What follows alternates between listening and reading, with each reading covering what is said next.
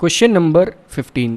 Question number 15 को अगर हम देखें तो ये बहुत ही एक सिंपल क्वेश्चन है। सिंपल क्वेश्चन कैसे है, लैंग्वेज थोड़ी सी यहाँ पर टफ करी गई है, वरना अब तक जो हम करते आ रहे हैं उसी का यूज़ करके हम इसे भी सॉल्व करेंगे। लाइक हमें कहा गया for what value of n, n की वो क्या वैल्यू हो कि nth टर्म दो एपीज़ की, एक तो एपी हमारे पास ये गिवन है और एक एपी हमारे पास ये गिवन है। इन दोनों एपीज़ में एन की ऐसी क्या वैल्यू आए कि इनका जो nth टर्म है वो इक्वल हो। nth टर्म इक्वल होने का मतलब ही इस क्वेश्चन को सॉल्व करवा देता है।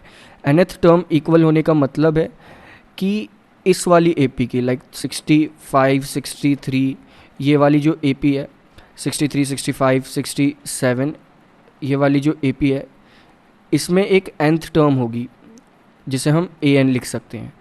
और दूसरी एपी हमारे पास है अर्थमेटिक प्रोग्रेशन जो है वो है 3, 10, 17, इसमें भी एक nth टर्म होगी जिसे हम an लिख सकते हैं और ये दोनों आपस में इक्वल है।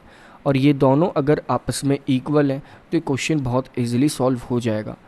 लाइक अगर हम इसकी nth टर्म इसके अकॉर्डिंग लिखेंगे, यानी कि पहले वाली एपी की nth टर्म उसके अकॉर्डिंग लिखेंगे एंड सेकंड वाली एपी की nth टर्म उसके अकॉर्डिंग लिखेंगे। तो हम अगर पहले वाली एपी को देखें तो पहले वाली एपी हमारे पास है 63, 65, 67, तो यहाँ पर ए की जो वैल्यू है वो हो जाएगी 63 एंड डी आप क्लियरली देख सकते हैं 65 माइनस 63 जो कि आएगा 2।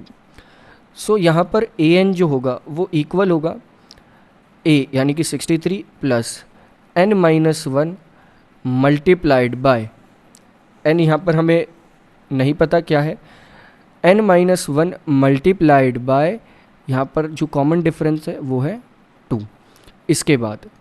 इसके बाद अगर सेकंड एपी अगर हम देखें तो यहाँ पर हम कुछ चीज़ें क्लियरली नोटिस कर सकते हैं कि जो हमारा एपी है वो है 3, 10, 17, तो यहाँ पर जो ए होगा वो आएगा 3 एंड जो डी आएगा इस केस में वो आ जाएगा, यहाँ पर जब हम 10 में से 3 सब्ट्रैक्ट करेंगे तो 7। सो यहाँ पर जो इस एपी का ए एन होगा वो होगा ए यानी कि 3 plus n minus 1 multiplied by 7।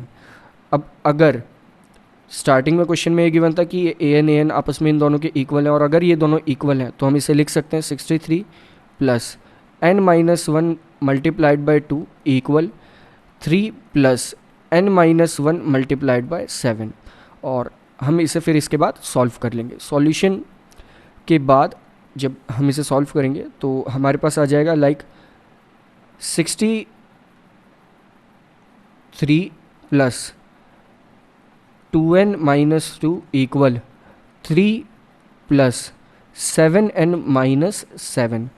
और जब हम इन पूरी वैल्यूज़ को सॉल्व कर लेंगे तो हमारे पास लास्ट में बचेगा 7n माइनस 2n इक्वल 65 और यह आ जाएगा हमारे पास 5n इक्वल 65 एंड आप यहाँ से कैलकुलेट कर सकते हैं n की जो वैल्यू आएगी वो आ जाएगी 13।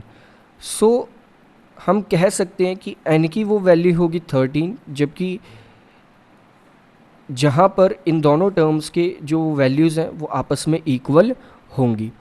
सो अगर हम यहाँ पर कैलकुलेट करें n की वैल्यू 13 पुट करके तो फर्स्ट केस में यानी कि फर्स्ट एपी जो थी हमारी वहाँ पर ए एन जो है वो होगा 63 प्लस 13 माइनस 1 यानी कि 12 multiplied by 2 which means 63 plus 24 जो कि आ जाएगा 87। नेक्स्ट अगर हम यहाँ पर कैलकुलेट करें सेकेंड एपी में तो यहाँ पर होगा A N equal 3 plus n minus 1 यानी कि 13 माइनस 1 यानी कि 12 मल्टीप्लाइड बाय 7।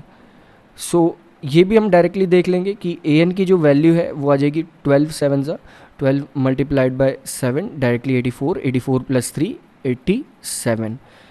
सो यहाँ से हमने ये भी देख लिया कि आपस में हाँ 13th टर्म पर इक्वल होंगे ये दोनों एपीज़।